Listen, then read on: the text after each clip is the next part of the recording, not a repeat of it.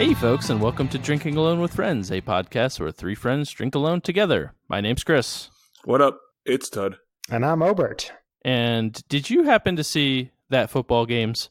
Oh, the one with the team won? They beat the other team?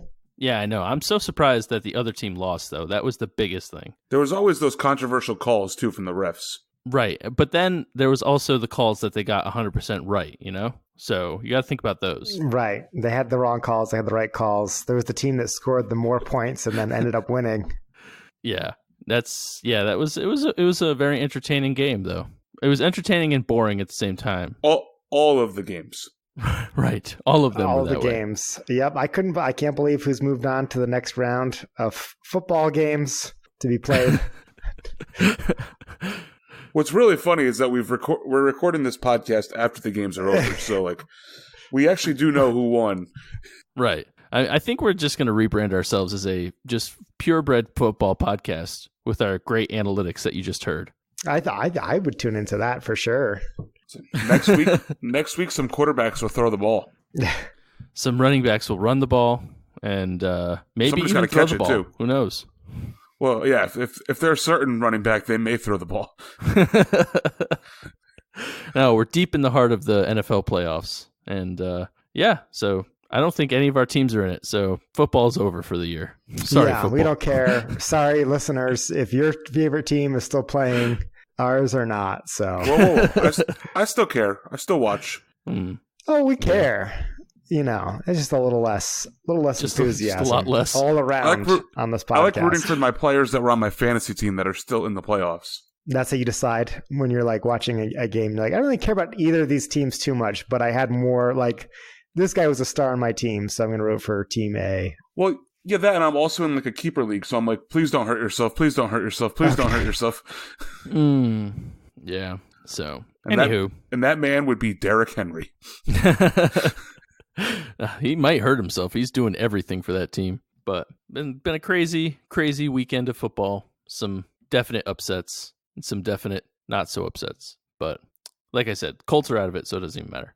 And you're also happy that the Patriots are out of it too. Oh yeah, that's right. That was huge. Thank you to the Titans. Thank you, Derrick Henry.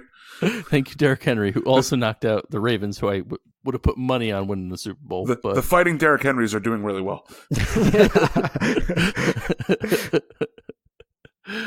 Oh man, but yeah. So I think because I know they pair so well together, football and drinking a beer, and Tud looking directly into his webcam. Those things do pair very well together. So much so they have beer for sale at most football stadiums, actually. Yeah. I don't know what Tud's doing. I think he's trying to crawl through my screen like the girl from The Ring. It's basically what's happening right now. So just pulling back the curtain for our listeners. I think they got it. That's exactly what it looked like. I was going to say, Tud was confessing the fact that he thinks he's dying multiple times right before we started recording the podcast. So yep. I think he's trying to check to make sure he's not or is. Or I was trying to see if my pupil was dilated. Okay, well, what's the verdict? I couldn't see it. Okay. Because he had to look into the webcam, but also at the screen at the same time. It's hard to stare into the webcam and look to the side where your face is. Well, I could tell you, I looked at your pupils and they looked exactly as dilated as they should be. So don't worry, keep podcasting, and I'm sure you'll be fine. Perfect. Yeah.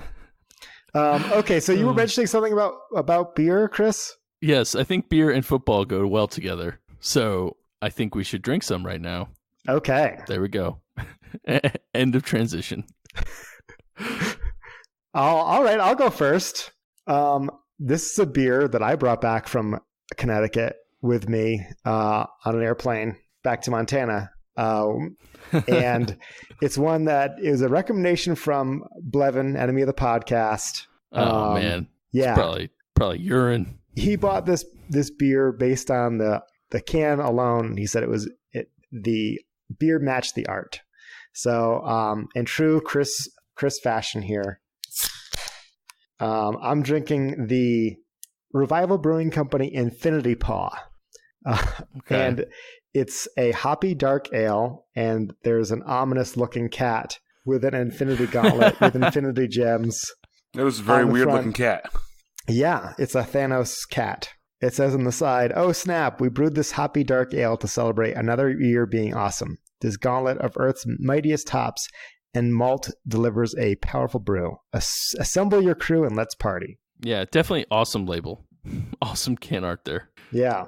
Pouring it, it definitely is a very rich, dark beer. It's not black. It's more of a chocolatey brown, I would say. Okay. I definitely get chocolatey aromas on the nose as well. This weighs in at 10.5 ABV with 85 IBUs. Wow. One thing I didn't get to comment on was you guys had a quick IBU course while I was gone, and I'm glad that we cleared that up because I don't think we've really delved into that before. Yeah, I couldn't remember, but it was definitely a learning opportunity for everybody. Yeah, my rule of thumb is it's like roughly 0 to 100, right? So 85 on the scale is going to be pretty hoppy. Well, you can go above 100. You can go above 100. It's like Fahrenheit, right? You can go below 0 in Fahrenheit. You can't go below 0 in IBUs, but you can go over 100 as well. But 100 is basically where you're topping out most places. Yeah. But so I think that the strong malt character that I'm seeing here is probably going to help balance out that super hoppiness. But I've never had a hoppy dark ale before. With that being said, I'm just going to go right for it. Yeah, and I don't think we've talked about Revival on the pod before either, which is a very solid brewery out of Rhode Island. Anyway, I don't think we have either. Yeah. I don't know if we've ever had a Rhode Island beer on the podcast. Which is weird. We must have. Someone must have done like a Captain's Daughter or something like that. I don't know. Yeah. But, this is good. The flavor matches that aroma for sure. This tastes like a mouthful of chocolate. It's not super sweet. The hop bitterness definitely cuts into the sweetness, but I get a very rich caramel chocolate toasted roasted banana, not minus banana, but toasted and roasted flavors in here for sure. It's a very clean finish. It doesn't really stick on the palate all that long. It's not super thick either. It hides the 10.5% ABV reasonably well. Blindly I would guess this would be 8. It's definitely not a 6% ABV beer, but it doesn't really hit you in the face with all that high alcohol content. Oh, wow. That's a lot higher than I would have guessed. So we mentioned that this is a beer from Revival Brewing Company, and they are out of Cranston, Rhode Island. I have personally never been there. They make a few tasty beers. Their Night Swimmer is one of my personal favorites. That one's really good. Maybe we should ask our New England resident of the podcast, Todd. Have you been to Revival? No. Okay. How about anybody else on the podcast? Yeah, actually, I have gone to Revival. Well, thank you before. for jumping in, Chris. Yeah. By the way, Well, you were so rude and went straight to Tud. So I didn't. I guess Revival's been around for a while. They were a brewery when you were still living in Connecticut, right? Yeah. And I went there with a friend.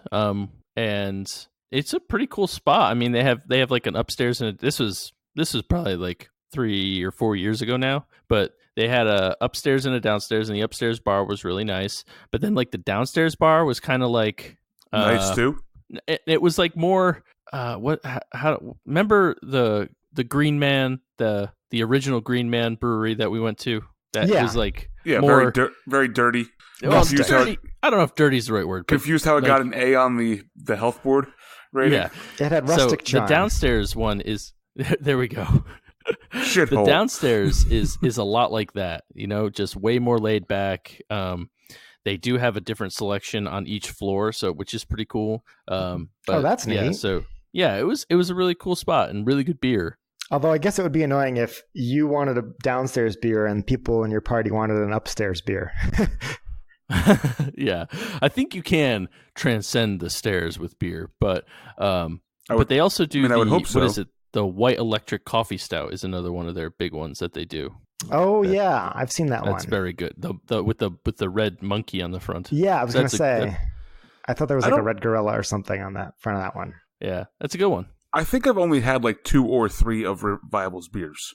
I don't think I've ever had more than like Are You Thirsty and the Swimmer one. Oh, wow, you should go. I think you should go out of your way because we don't talk about Rhode Island breweries that often, but I think Revival's got some good stuff. Yeah, they do for sure. So, Obert, what would you rate this Infinity Paw? It's a very good question. I'm going to say this is a 3.75 for me. Okay. Last week I brought a 4 to the pod. This doesn't quite reach that level. I think if you took this beer and you threw it in a barrel with like some vanilla, now we're talking 4 category. Add a little bit of sweetness to cut out that bitter, right? Yeah, I think it just needs like one more layer of complexity. Not to sound too much of a beer snob, but it's a hoppy dark ale. It's dark, it's hoppy. They could take this and do some really fun stuff with it. I'm sure I would love to see some other variants of this. And they may do that in their brewery. Yeah, right? If you're in Revival and you're listening to this podcast, take my advice. Or maybe you already do. And if so, let us know. But yeah, it's a solid beer, but I could see it getting even better. So, okay. What do you think the Untapped-averse thinks of all this? Well, I think the Untapped-averse probably gives it even a little bonus for the very cool Infinity Paw can art. So I think that they give it a 3.92. Ooh, so close. 3.99. Wow, that's a pretty high rating. Close. Very high, but there's only 132 check-ins. So again, we're running into that category of very low check-ins. Like your 3.75 is going to bring it down to like a 3.98. Yeah, right. There is one quote on this can that I think that you both would appreciate as cat owners, and it's from the brewmaster Sean Larkin, and it says, "I'm like a cat, trained to do whatever I want." So I probably said that when he brewed this hoppy dark ale, because it is a very unique style, one that I haven't seen a lot of around. Yeah, I'm generally a big fan of like your hoppy dark ales, or black IPAs as they're called elsewhere. Like I've had quite a few of them. Knee Deep did one. I forgot what it's called, but it's like Midnight something, and that was a very good one too. But I don't see them often though, so whenever I see them, I'm like, gotta get the black IPA. Just gotta. So yeah, it's interesting thinking about this as a black IPA because I did mention it is super bitter with 85 IBUs, but this is definitely more malt forward than most black IPAs I've had. Okay, all right. Yeah, I wouldn't go as far to call this an IPA because it doesn't, even though the bitterness number is high, it doesn't really hit my palate that way. That's interesting. Black IPAs are never really my thing. I kind of avoid them. I don't know why that is. They just don't do it for me for some reason. Good, more for me. Yeah. Well, speaking of beers for you, Chris, what are you bringing tonight? Oh, that was good. Ooh. So I'm working my way through my Jenna box, and this is 3 in a row, right? Yeah, this is 3 in a row. Yeah. Tic-tac-toe. No, but she sent me so many cool, diverse beers, and I want to get through them. I actually drank one earlier today that is not going to make it on the podcast. Okay, well, I was just about to say I appreciate you saving them all for the show. Almost all of them. Hey, I get it. Sometimes you get a cool beer, and you're like, I can't wait till Sunday night. So just can't wait. But this one I did want to bring onto the pod because I know this is like one of the gateway beers for Jenna, and that is Eagle Brewery and their banana bread beer. So, yeah. So I know. Interesting. I don't know if you've listened to the podcast or followed her on Instagram at the Brew Locker. You will know that this is one of her like gateway beers, all-time favorite beers, and she was nice enough to send one over to me. So I wanted to pay homage to her again, 3rd week in a row. Apparently, she's going to be sending me beer now too. Yeah, see, there you go. I complained enough, and she offered to send me beer. Well, she did say Chris sent her beer to her first, so right. Yes. I think you gotta give her some back if she ever sends you some. I could do that. I mean, it's not like I don't have plenty of beer. But anywho, getting back to the beer, nice dark Nice dark color, but very clear, very filtered. I can see right through it. If I put it right up to my glasses, I can see. Hey, you just pulled a me, but with my beer, with a laptop mic, but with your beer. Oh, That looks like apple juice to me. Is yeah, that it's about what color it is? A little darker. It's a little darker than apple juice, but along the you're on the right trail. On the nose, I mean, a very heavy, not overpowering banana flavor, but you can tell there's banana in there. But I do smell a decent amount of malt because if I read the can correctly, it's supposed to taste just like banana bread. So, but let's see how it stacks up. I wonder if it's going to be similar to Samuel Smith's banana bread stout or banana bread ale or whatever it is. They make a banana bread beer. Oh, yeah. I think I might have been confusing this one for that one because the labels do look very similar. Apparently, I've had this beer. Chris has before, too. Oh, Obert, you have not. And if you have, you haven't checked it in. Apparently, Chris, you and I drank it together. really? You drank it in South Windsor with me. Oh, well, that's going to be interesting. How long ago was that check-in? It's Eagle Brewery, right? Yeah. December 10th, 2016. Okay, so that's 3 years ago. Just over 3 years ago. So this is going to be interesting. Let's see how my tastes have developed over the last few years, especially with drinking so much beer. Yeah, Chris, you're not allowed to drink anything that doesn't count towards our new beers resolution. Sorry. Oh, damn it. I got to chug this one and get a new beer. So I'm going to just preface this with it's good. It's definitely got you get a strong banana flavor. However, there is some like synthetic banana flavor, like fake banana flavor. Like banana runts. Faux banana. Yes, faux banana. It's good. There's definitely some like nice sweet crystal malts in there, giving it a nice sweetness. Not overpowering at all. It is very an easy drinker at 5.2%. It tastes like it does. I mean, maybe not my banana bread, but I could see how a banana bread would taste this way. You know what I mean? So there's a lot of banana, some fake banana, but not a lot of bread. Not as much bread. Yeah, I'm getting a little bit of maltiness.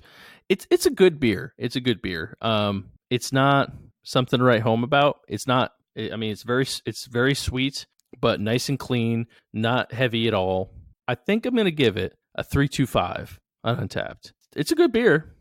I would definitely drink it again. Nice. So, can you see how this was a good gateway beer for Jenna? Does she still like it? Do you know, or was it like? I believe she does, and yes, because I mean, beer's such a diverse like thing to drink, and there's so many different kinds and so many different hops, and there's bitters and there's sours and there's sweet beers. So like you could even have a whole podcast where you have like 70 something episodes talking about many different kinds of beers, for example. Right? Yeah, potentially. I don't know if that's really a viable podcast idea. Yeah. Well, we're finding out. No, but it's definitely like a nice, easy, low key beer. It's not too. It doesn't attack you on like either front. So as long as you like banana, you can. I can see how this is like a good starting point. You start with the banana bread beer, then you get the banana pie beer, and then you banana get Foster beer. Yeah. Banana split beer. Yeah. Banana split. There you go. Banana split beer, and then you drink an ice cream milkshake. Yeah. So good. But so I can definitely, if this was like one of the first beers that you had, I can see how you can build upon it because it's not bitter. It's nice and sweet. It tastes like banana. Really, really easy drinker. So, but yeah. So Tud, I know you said we drank this 3 years ago. Oh, I'm gonna guess 3.67 on Untapped for the universe. Yeah, and I'm also curious what I graded this 3 years ago. So, well, apparently your palate hasn't changed much because you rated it a 3.25 back in 2016. Okay. All right. Perfect. So I'm right on par. Yep. Okay. And out of 167,000 check-ins, holy crap! Untapped has deemed this to be a 3.56. Okay. All right. So overall, it's just a solid beer. And they label it as a fruit beer. Well, yeah. Banana is a fruit, so. That is true. Yeah. I just don't. If they called it a vegetable beer, I don't know if I would buy that, but. It's a bread beer. Yeah. I just don't picture it being like. Does that make Clamato a fruit beer? No, that makes it terrible. I picture fruit beers being like more sweet and more like soury, I guess. Yeah, I kind of tend to think that my fruit beers are sours as well, but I mean this is sweet. It is not sour, but it is sweet. But good beer. Thank you again, Jenna. I'm glad I was able to share this with you, even though I apparently had already had it before. So, but Tud, do you want to bring our third beer on our 72nd episode on a beer drinking podcast? Am I supposed to say nope here? Yeah, nope. I think you are. Okay. I can try again. It's time for that frosty mug, folks. We're going to pull it down. No, so today I brought to the pod the Grand Reserve Ale from Chimay. Ooh. It's Belgian. It's a 2017 version, according to the cork in the top. So, it's been aged. I found it at the grocery store, so I picked it up because I was like, well, I don't see these very often. It's a big bottle, too. Well. It is a massive bottle. What's the volume you got there? Bigger than a bomber, I can tell you that. That one goes to 11? Yeah, this one is 9.4 fluid ounces. 9% ABV. What's that in metric? I have no idea. That doesn't say on there? Okay, never mind. No, it does not. Oh, wait, hang on. Yeah, 75 CL. Okay, so you got 3/4 of a liter. There we go. That's how much beer I'm drinking. So, it's a lot. It's in my nice new Lupoletto glass. Ooh. With the guy picking the hot plant. That's a nice glass. It looks like he's harvesting hop malts to me. I don't know. So, as you guys can see, it's very dark, as you would expect to be from a Belgian. Most Belgians aren't dark. See, I always think of them being dark. I don't know. We could get into that later, but this is a dark Belgian. Yeah, you can still see through it. Not very well, but I mean, it is more brown than it is black. Let's check it out. I think this is a return of a beer, if I'm not mistaken. It's definitely made our Instagram feed before. I don't know if it's been on the podcast. I drank one on my birthday when I was in Italy. Well, didn't Obert drink one? I had a Chimay beer, but it was not this reserve. It was not the same reserve beer. So different Chimay. Okay. So it definitely tastes like a Belgian. A lot of really super dark fruits, plums, kind of just. I mean, it's your standard Belgian. I don't taste a lot of banana, which you usually get in a lot of Belgians. It's definitely very sweet. It tastes more boozy than it actually is. I mean, it's 9% ABV, but it tastes significantly more boozy than that. It's when I think of Belgians, I think of Chimay as being like that off the shelf Belgian company that's what they do. They're the Budweiser of the Netherlands. Yes, essentially. Yeah, a lot of malts, a lot of plums, maybe some dates mixed in there. A solid beer. I mean, as I think we've discussed before, Belgians are not my strong suit. I like them just fine, but I don't really go out of my way to get them. The reason I got this one is because it was, special, because I just happened to stumble upon it. It is a Trappist beer, so it is brewed by the monks out in the Scormont Abbey and bottled by Biers de Chimay in Belgium. Nice. Yeah. So overall, really good. It's a It's a barley beer. So that's the malt background. So it definitely has a lot of that barley-ness flavor to it. Kind of like a quinoa almost. Interesting description. I'll let it slide. Keep in mind I'm dying today too. So right. There you go. That's the only reason. Yeah. So overall, pretty good. I would give this I'll give it a 3.5. Okay. Good beer. Not my favorite, but I definitely get I definitely appreciate the style. Mm. Yeah, because I was about to say you're like me. You're not a big Belgian guy. Correct. Right. No, we have not had a lot of Belgian beers on the podcast. That's because 2/3 of them don't really like it. But we got to fight through it, though.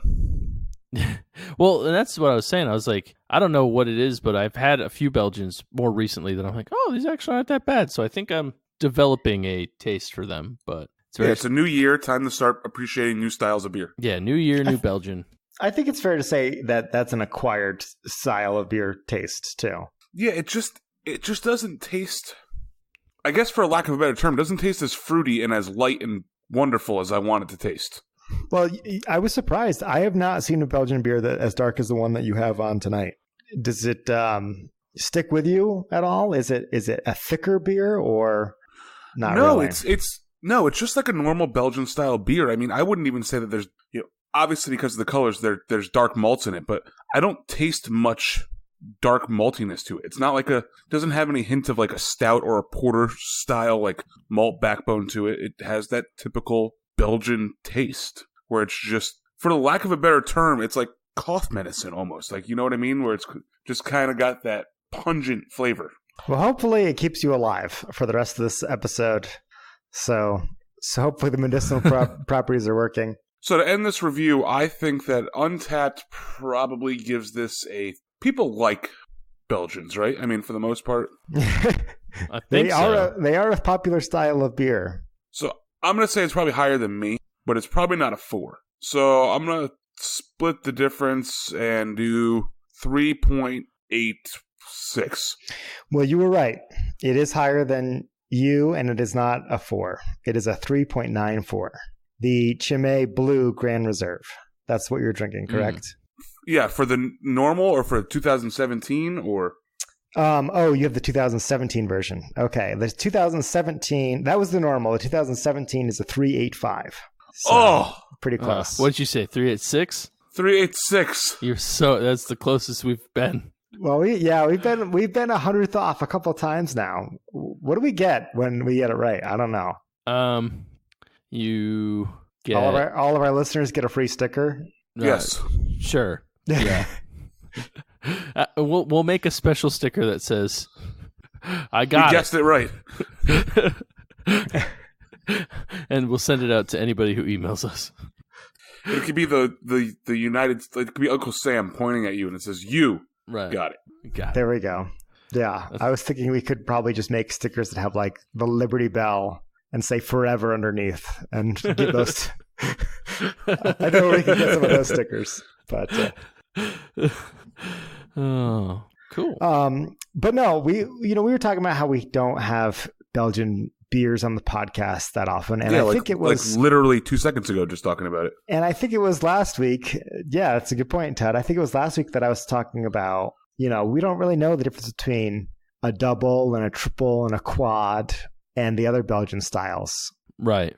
So I figured, I did some research in the time off, and fortunately it coincided with the fact that Ted brought another Belgian beer this week. I'm committing to this, by the way, for 2020. By the end of the year, I will have drank more Belgians than I ever have before, just for the sole purpose of getting myself out of the comfort zone. There we go. Yeah. So this is an article from the website Thrillist.com, and it's everything you could possibly need to know about Belgian beer. And I found it handy because, it's a tiny country with a lot of different beer styles. And in my mind, when I say Belgian beer, that kind of lumps everything back together. When you could be like, oh, that's an American beer. If you lived in Europe, and just think of how many different American beers there are. So they say in this article that Belgian beers are not easy to categorize, like we were talking about today with the hoppy dark ale versus a black IPA, right? Like there's some boundaries, right, that kind of blurs on either side of the line. But just a quick run through of this article, it starts talking about what does Trappist mean, and if you are unfamiliar with what Trappist means, we covered it previously on an episode. It was the episode where I previously had a Belgian beer, and I don't have that in front of me right now, but I will link to our old episode in the show notes where we talk about what Trappist monks are. The short answer is it's beer that was brewed in a monastery, is what makes a Trappist beer. And there are 11 Trappist breweries in the world. Chimay being one of them. Chimay is one of them. That's right. But, to answer that question we asked last week, what is a double? What is a triple? What is a quad? This is how the article breaks down. So a double is between 6 to 7.6% alcohol. This is how they describe the taste. They say it's malt-driven, rich, and raisinated dried fruit flavors. I like that description because I feel like it's accurate. Yeah, almost like dehydrated. Raisins is a key thing. I would agree that this beer tastes like raisins. Yeah. Yeah. And I think it's, in addition to that, it's also, when they say raisinated dried fruit flavors, I think that to mean like when you get like the pineapple rings or other dried fruit, like it kind of condenses that sweetness and leaves it with that raisiny flavor. And that dark, it's got like that dark flavor too. Like, I picture raisins, they're sweet, but they're also very like rich. Rich, like a brown banana. Like the same flavor style. Overripe, right. There you go. So this is interesting. According to the Oxford Companion to Beer, the name double may come from the medieval practice of marking beer barrels with X's to denote alcoholic strength, since most people were illiterate. The XX mark thus became known as double, D-U-B-B-E-L, and we still call it that today, even though at least half of our brewers out there can read and write. That's funny. That's cool. Yeah. So some examples are the Chimay Red and the New Belgium Abbey, is what they described as some common doubles you'll find out there. Now the triple picks up where the double left off at 7.5 to 9.5% alcohol. They describe the taste as spicy, bright fruit with a ton of carbonation and a truly deceptive lack of an alcoholic burn despite the higher ABV. So I get the last part about that. I don't think this one's very carbonated, and I don't think this is... I don't think it's bright. I can see the spiciness, though. Well, is that a triple? It's 9%, so... Yeah, but you have a dark ale, right? Yeah, I think it's considered a strong, dark Belgian. Right. Well, we'll get into that. Oh, okay. That's a different category than triple. So you're telling me to stop talking about my beer while you're doing this segment? No. I think your beer is yet to come on the list for sure. Oh, okay. Yeah. The Chimay example on their list is Cinq Cents, CINQ, Oh, so describing this triple, it says, even though they are higher in alcohol than doubles, triples somewhat confusingly are lighter in color, more of a yellowish golden color as opposed to doubles dark brown. Most would argue that the best versions of this beer are not on draft, as bottle conditioning is seen by many as a vital step in producing a well-balanced triple. Interesting. They recommend it to pair with any rich, fatty, or creamy foods like a New England clam chowder. So I thought that was interesting. That is interesting. I'm going to have to keep this in mind now. Thank you. Yeah. I always like to talk about good food pairing, but I don't have the experience with in my mind, a good beer is best experienced by itself. I know that you can pull certain things out by pairing beer with other foods, but I think if I'm having a really good beer, it stands by itself. Well, I think that's something that I would love to know more about how to pair beer like that, because I agree beer is really good by itself, but at the same time, if you're going to get other flavors pulled out of the beer or your food because you're mixing them together, stands to reason that you probably should do that too. Right. No, that's why you always buy 2 beers instead of 1 beer. Exactly. Maybe we should have a segment. Tud, maybe you should do like Tud's Kitchen, where we have you pair a meal. You make a meal while we record a podcast. How long is your headphone cords? How long is that microphone cable? Well, it's not very long, but it's a good thing though. I record on a laptop, so it is a mobile station. You record from anywhere. Just make sure you put it on the burner you're not using. Yes. All right, continuing along here. Next is the Belgian Dark Strong Ale. Ooh. Yeah. I recognize this one. This is so that's not a quad. Well, we're getting there. Yeah. This is 8 to 12% alcohol. In most cases, these are big, bold, and intense with spices, such as cloves and pepper, and dried fruit like figs, cherries, and plums. Sounds familiar, Ted. Blending to create a balance of sweetness, malt, and alcohol. And they say, if you're wondering where Trappist quadruple was on this list, you found it. This is a difficult to define category that boasts some of the most sought after beers in the world, especially the Trappist ones like West D12. This is sometimes the style you're also dealing with if you see a label sporting Abbey Ale.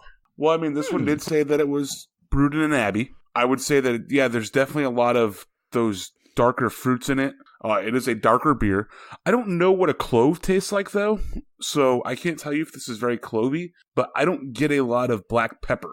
I can say that I know what black pepper is. I've had it. I can't tell you, but I can't tell you if clove is what I'm tasting. Yeah. Well, so was this say on your label that this is a Belgian dark strong ale? Untapped told me it was. Right. So this is the category that it falls in.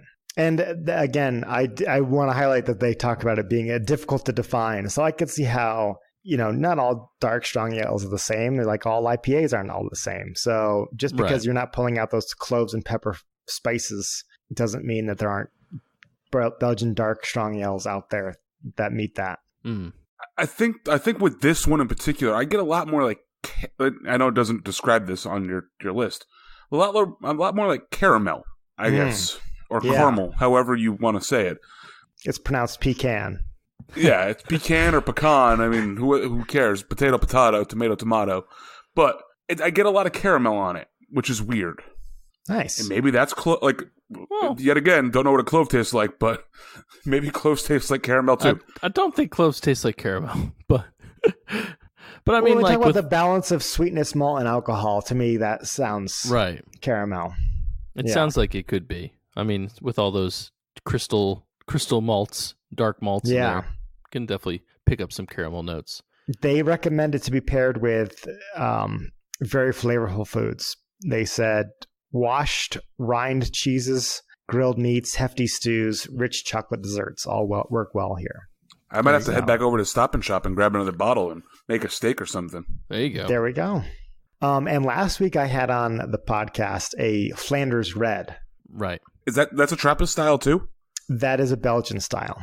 I'm sure that there are Trappist versions, but typically ranks at 4.5 to 6.5%. It's a medium-bodied beer with fruity flavors such as black cherry and currants that can be bracingly sour, tannic, and complex, which often draws its comparisons to red wine. And thinking back to my last week's review about how I was talking about that sour beer, absolutely, definitely holds true. They say the beer's aged in oak barrels for up to 2 years, which gives it that distinct sour edge. Microorganisms living in the wood affect fermentation. And it's the same bacteria that eventually turns wine into vinegar. So I can see how it gives it that bite for sure. So is there like a vinegar mother, or is there like a mother like bacteria that grows in the beer?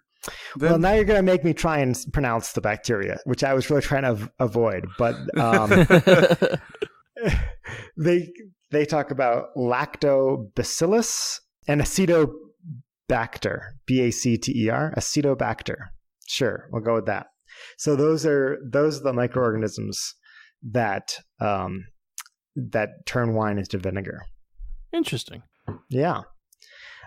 This article goes into a lot more styles that we didn't talk about, such as Belgian blondes, Belgian pale ales, golden strong, lambics, wit beers. They all share the same wild flavors, but if you want to learn the distinctions between some of these, as well as, I see Saison on the list, check out the article in the show notes. We've already highlighted some of the information here, but to find out a whole lot more, check it out.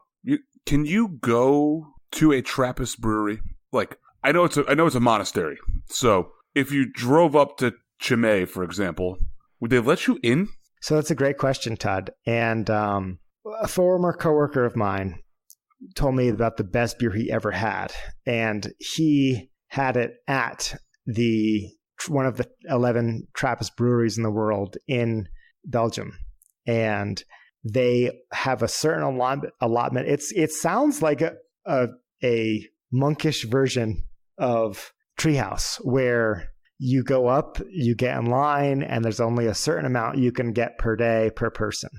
And some of these super sought after beers are only available if you go and physically pick them up in person from some of these breweries. And I would love to know how the one in Massachusetts, I don't know if it's the only one in America, but the American one that we've talked about on the podcast before, I'd love to know how they operate. And so maybe we'll have to send you there on a field trip for the pod.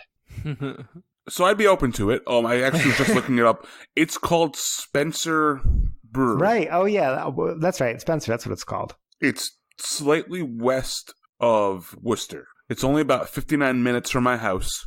I mean, they have a location at the Big E every year where you can just go in and get some beer. But I would love to go up there and take a look and see what it's like and see if I can get beer from them. I think it'd just be cool. It'd be cool to see because I'm sure, because it is a monastery, it's probably a really old building that, there's half a dozen to, multiple dozen monks living there brewing my beer. I like to think that it's just like a very peaceful, solemn place because and we talked about this on our episode where we talked about the Trappist monks and they feel like their calling, the way that they brings us in religious harmony, is to do something useful for the world, and they do that by brewing beer. And that's their way of giving back to the world and earning money for the monastery. Now, do they have to take a code of, I know some monks take codes of silence. When I go there, is it going to be a quiet place because they're also silenced? So you are asking me about stuff I am purely speculating at this point, but I would gather it's definitely a more solemn environment than going to a lot of other breweries that you can crack open a beer and have a flight and have a good time. I wouldn't be surprised if there was very little drinking on premises of visitors. Well, like we said, we have to send Tud on a recon mission. Yes. So you guys Venmo me some gas money, and I will go there on assignment. Maybe we should make that a Patreon tier. How does that sound? If you wanna hear Tud tell us all about Spencer and their Trappist beers, help us reach our Patreon goal of $10 a month. There you go. That's a good one. I actually just posted something on Patreon, so there you go. You can go ahead and get some additional content there as well. So as much as I would love to talk about Belgian beer for a whole extra hour.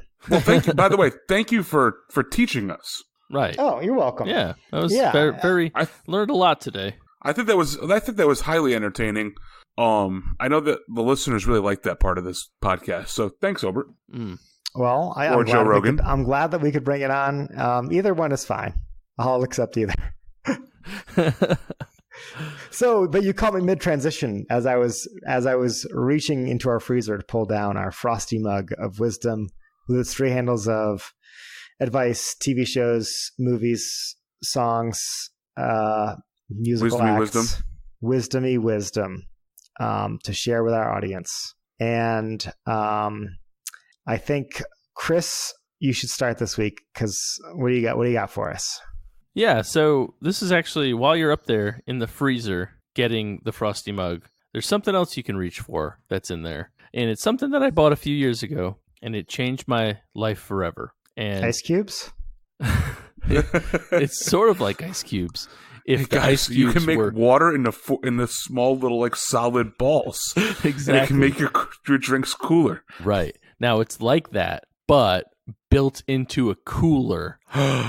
So I bought this little 6-pack cooler that has these these pockets of refreezable gel, I guess. And it's insulated on the top and bottom, and then it has these ice packs of sorts around the side. So you just freeze it, fold it up, freeze it. Then when you want to, you're going tailgating or you're going somewhere, you want to keep your drinks nice and cold, you take it out of the freezer, zip it on up. You can throw 6 16-ounce cans in there, and boom, there you go. You're all set. I have one of these. Yeah, they're amazing. They're so cool. Hang on, I'm confused because it sounds to me like you're describing a cooler with an ice pack. No. It's built into the cooler. Yeah. So instead of throwing an ice pack in the cooler, right, the walls of the cooler are the ice pack. Yes. Okay, so the ice pack has a zipper on it. No. Kind of. No. Basically, it's an ice pack that you can stick beer fold in, into a cooler, but it's also shaped like a cooler. It's like an ice pack origami. What is the name of this product? Freezable cooler. I don't remember what. How am I supposed to put a link to that in the show notes? I'll send you a link. I try to Google it now to figure out what the hell you guys are talking about. What are you talking about? Are you really struggling with this? Think like a lunchbox, like a soft-sided lunchbox. Yeah, but on the on the four walls of the lunchbox, not the top or the bottom, built into the wall of the lunchbox are gel packs that you then put in the freezer so they freeze and get really, really hard and cold. Here, I'm sending you the bigger one. I don't even have this one. I have a 6-can one. So you have to keep a cooler taking up space in your freezer all the time? Yeah. There we go. Here he is. Well, not all the time, but Flexi Freeze, freezable 9-can cooler. Boom. Let's say about 5 hours before you need it. Okay. So it doesn't live in your freezer. Mine lives in my freezer. Okay. Yeah, mine, I have a secondary freezer, so it lives in my freezer. Yeah, but it is pretty awesome. I use it a lot, and if I'm ever going somewhere and never have to worry about, oh man, I have to get a cooler and then get ice and fill it up and all that stuff. I'm just like, nope, boom, zip, zip, zip, ready to go. You never have to shove an ice pack into the cooler either. So, you're not taking up room with an ice pack. You can add more beer.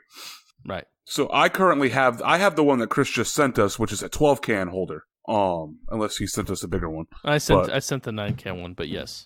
Okay, so I have a 12-can holder, and it's great. I mean, you can pretty much go anywhere you want, and your beer will be icy, freezing cold when you're ready to drink it. Uh-huh. So I don't know. Maybe I'm devil's advocate. Maybe I'm a little skeptical on this whole thing, but I guess I just don't understand why you can't just keep the ice packs in the freezer, and then it would just take up less space than a whole cooler. Yeah, you could do that, but look at the second picture from the Amazon thing, and instead of taking up room with an ice pack, it's built into the walls. So you don't lose any space. Okay, listeners, let us know. Am I the crazy one, or are these two crazy? Because I don't get it. I don't see the big deal. But if you know what, that's cool. Good first third of our wisdom. Thanks, Chris, for your frosty handle of goodness. Well, I'm going to say 2/3 of the podcast likes it. Obert does not. So Obert is wrong on this one. I think it's time that Chris and I start shitting on Obert's handles. Yeah, I know, That's right? That's fine. Well, what are you going to do? Socks for the 15th time? All right, I'm taking the frosty mug right now, and I'm filling it with some wisdom. Socks. I want to recommend a band, and that band is real original. That band is called Rush. Oh, damn it. I can't even shit on this one. I can't. Yeah. I will go this far. The drummer from Rush, Neil Peart, he passed away unexpectedly from brain cancer out of the blue. And Rush is one of my all-time favorite bands. Chris and I once drove to Toronto to see them. Yep. Incredible show. I'm really happy I got to see them live one more time. And YYZ Airport. Yeah, with Neil Peart's death, it's really the end of the band as it exists, and it's sad to see them go. So I've been jamming out to a lot of Rush this whole weekend in memoriam. So I thought it was only fitting that I brought it on the podcast to share with all of our listeners because they rock really hard. And Neil Peart was one of the best, if not the best, drummers of all time. So I'm going to put a link to Neil Peart drum solo in the show notes so you can listen to what an amazing drummer he was on this 3-person band that is Rush. That, when Chris and I saw them in 2015, that was their 40th anniversary tour. So they've been rocking for a very long time. But, I remember the first time I was ever introduced to their music, and it was one of those bands that, as soon as I listened to it, I knew I was hooked. And maybe you've never heard Rush before. So if you haven't, check them out. Maybe you'll enjoy their music as well. Shit on that, motherfuckers. I can't even I think you text me, yeah, and let me know. You were the one that broke the news to me, and I didn't even know. But I mean, I saw Rush 7 times. No, that was me, I think. I don't think Unless so. Obert texted you without me. Yeah, he did. I texted on Chris and Dan thread. Right. But I've seen Rush 7 times, and they're awesome. And they put on an amazing show. It's really sad because like Obert was saying, he's the greatest drummer of all time. And I'm glad I got to see him. Sad that he's gone, but I'm going to make sure CJ listens to a ton of Rush, and he's all he's a big Rush head, just like all the three. Well, me, Obert, and Dan. So, but yeah, what's your favorite Rush song, Obert? Well, I was going to recommend an album because I think Rush is best experienced in album form, and I think if I was going to introduce anyone to Rush, I would hand them a Moving Pictures CD. Yeah. I think that's one of their most approachable albums. Them and peak Rushness for sure. Yeah, that's a really good one. Now, that's what Tom Sawyer, YYZ, right? Those are the two big ones. Red there, Barchetta, right? I think, is on there as well. Red Barchetta's on that one. Yep. Yeah. That's a solid album. Did you go to the show where they played the Moving Pictures album, Obert?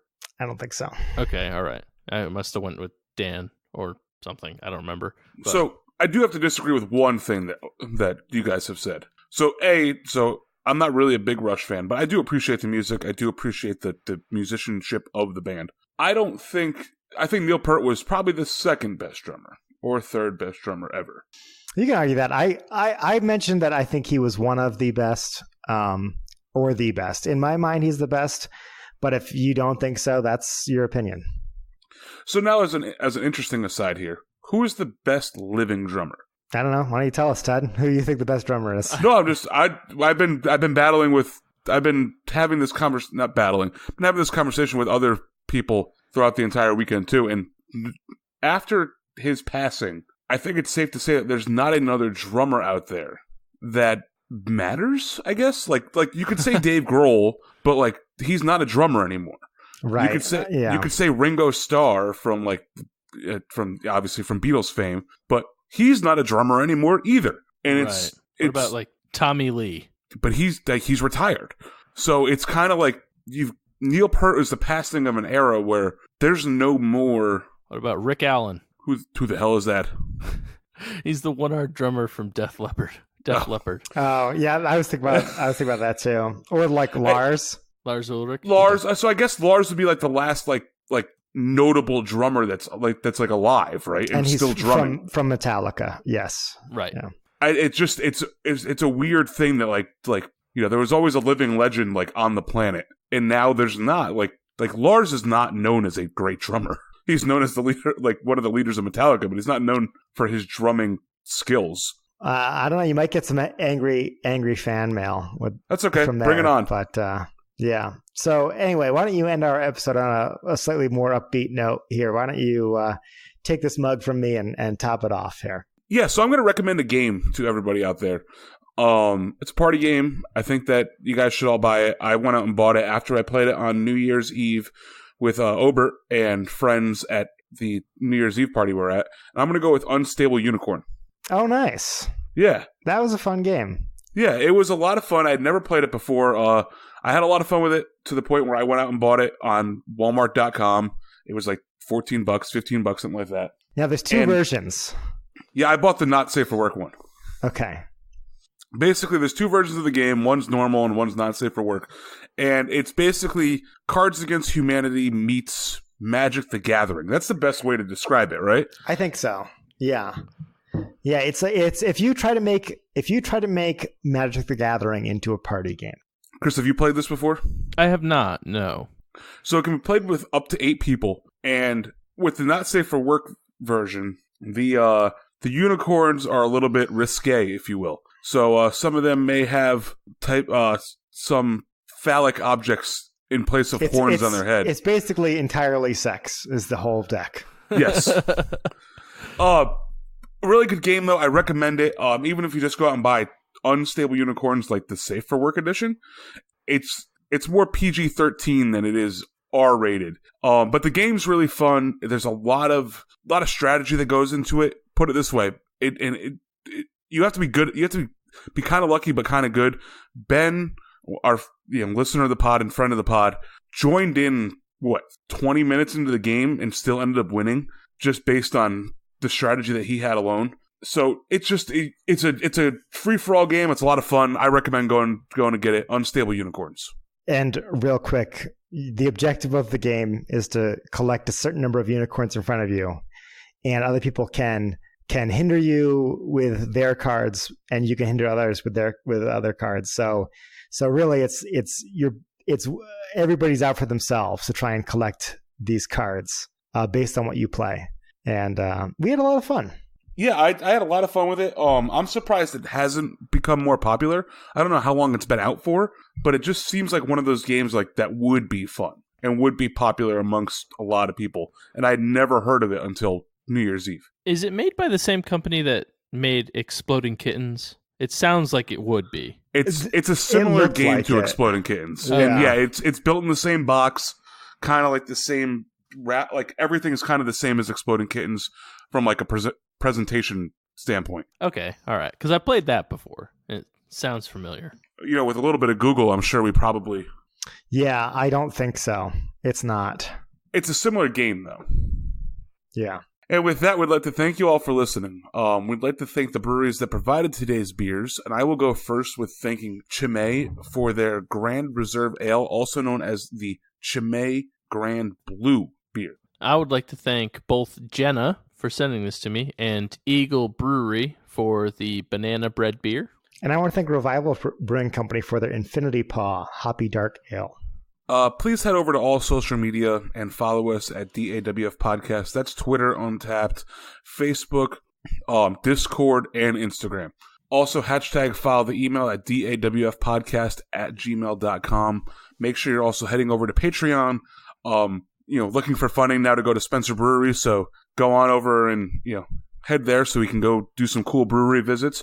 Also, we'd like to be able to fund going to the Great American Beer Festival, people. So if you want to hear us go there, go to Patreon and, subscribe for as little as $1 a month. Also, make sure you're heading over to the Discord channel and participating in conversations over there about beer and the podcast and just everything in general. It could just be a general, conversation for all the listeners.